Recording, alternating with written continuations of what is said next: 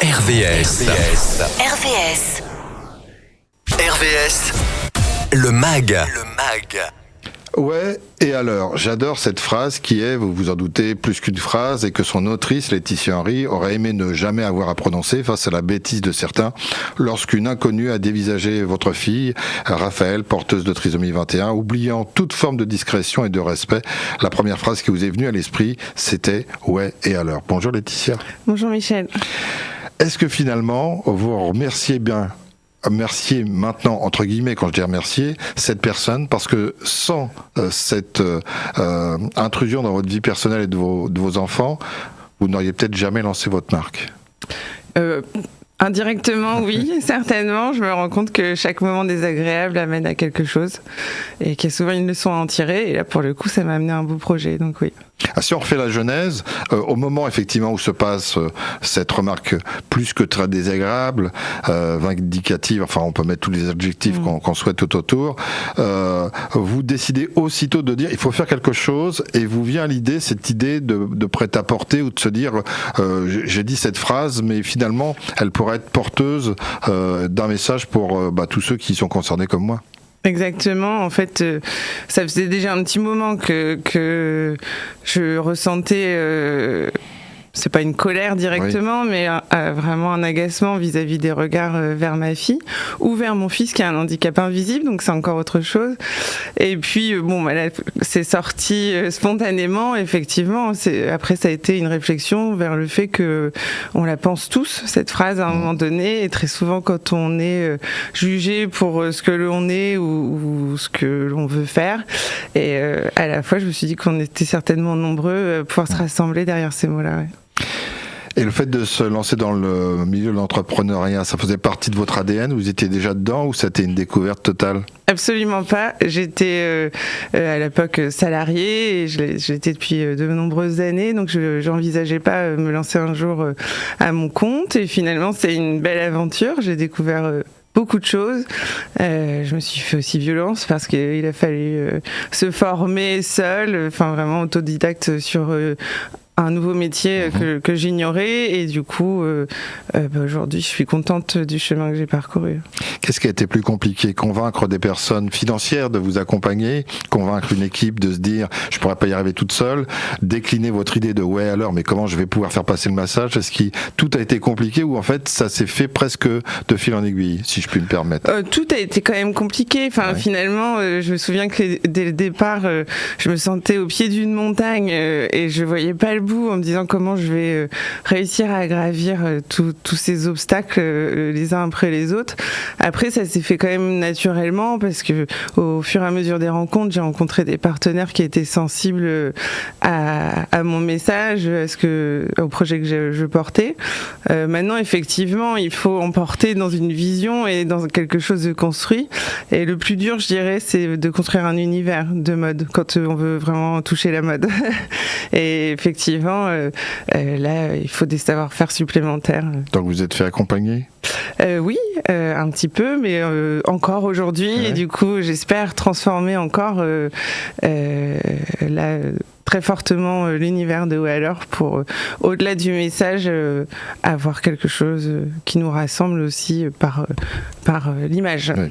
Alors on va revenir sur la ligne de vêtements, parce que vous l'avez décliné dans un t-shirt, on est passé à différents produits, mais il y a aussi, vous associez votre idée à votre conception de la vie, donc vous vouliez que ça soit quelque chose qui soit, votre entreprise qui soit pas peut-être en centre-ville ou délocalisé, vous vouliez que ça ait du sens. Oui, en fait, je veux que cette marque, elle me ressemble. Alors, on fait pas un projet. Souvent, on m'a déjà reprise en me disant, mais dans un projet pro, on met pas tout ce que l'on est. Mais j'avoue que pour moi, ça fait sens que comme ça, et je fais les choses toujours avec cœur. Et du coup, si c'est en dehors de mes convictions, je peux pas. Donc, effectivement, je me dis du coup peut-être beaucoup de choses dans ce projet, et j'ai mille et une choses en tête, mais à la fois, j'ai besoin de ça. Dites-nous une ou deux de ces choses que vous avez en tête qui vont partir dans la concrétisation bientôt. Là, dans les choses que je souhaite développer, c'est vraiment sensibiliser. Donc, au-delà du vêtement, c'est moi seule partir au devant des entreprises et des écoles et partout où je peux pour faire des conférences que je faisais déjà, mais que je souhaite vraiment intensifier. Et après, je souhaite donner une nouvelle dimension à la marque et nous amener encore plus loin en ayant justement cet univers très présent que j'ai déjà bien en tête, et puis venir à créer des concept stores sur la France et aussi m'approcher des professionnels pour les valeurs qui nous rassemblent. Je tente un coup en espérant ne pas ni dévoiler quoi que ce soit ou être désagréable. On reçoit de temps en temps des femmes qui évoluent dans l'association Femmes et Change. Ça vous parle? Ça pourrait vous tenter, vous solliciter? Vous êtes déjà dedans? Alors, je fais partie de ces femmes et j'ai eu la chance de faire partie des nominés sur un concours des victoires Femmes et Challenge, et je le retente cette année. Ah, bah voilà. Ouais. On revient sur vos produits. Vous les avez un peu déclinés, c'est-à-dire qu'on était sur un t-shirt de base au départ par rapport à le nom qu'on voulait afficher. Vous êtes dit, on peut peut-être développer la marque sous différentes formes. Oui, au-delà du Weller qui est devenu un nom de marque, une griffe, je veux vraiment avoir tout un univers où on est sur des messages impactants. Et après, il y a plusieurs gammes qui sont sorties, mais celui qui plaît beaucoup aussi, c'est penser en dehors des cases. Et c'est plus qu'un vêtement, en fait. Quand on le porte et qu'on va dans une réunion, moi je pense souvent aux réunions quand on a un enfant en situation de handicap et qu'on fait face parfois à des problématiques d'acceptation du handicap ou en tout cas de prise en considération. Le fait d'arriver avec ces messages, ça amène quelque chose. C'est un slogan en dehors des cases ou pas? Penser en dehors des cases, c'est une autre marque que vous avez? Non, pas du tout, ça fait partie des lignes de vêtements que je propose. Penser en dehors des cases. Ouais. Et maintenant c'est un vêtement que je propose. D'accord. Ensuite, en t-shirt, en tote bag, on retrouve cette phrase aussi sur tous nos vêtements. Avec des événements auxquels vous participez ou dont vous êtes à l'origine, défilés? Oui, il y a eu d'importants événements là sur ces derniers mois. J'ai des partenariats forts, notamment avec le Zénith de Rouen, qui est devenu partenaire de Weller et qui affiche aujourd'hui sur tous les dos de son personnel faites la différence Weller, donc c'est hyper engageant. Et puis pour moi un gros coup de pouce aussi. Et en dehors de ça, donc il y a le Zénith et il y a d'autres pros qui me tendent la main et des administrations aussi, là où je vais intervenir notamment sur le mois de l'autisme qui se conclut demain et où je vais pouvoir prendre la parole près de la cité administrative de Rouen. Voilà. Est-ce que vous avez un parrain? Eh ben non, pas encore. Est-ce que vous pensez à Artus?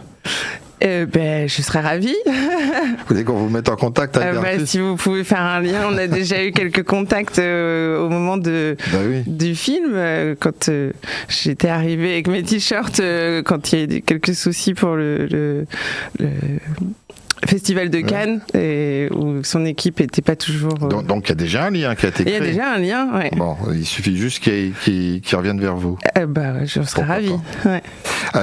Vous arrivez à conjuguer tout, à être maman, chef d'entreprise, conférencière, compliqué?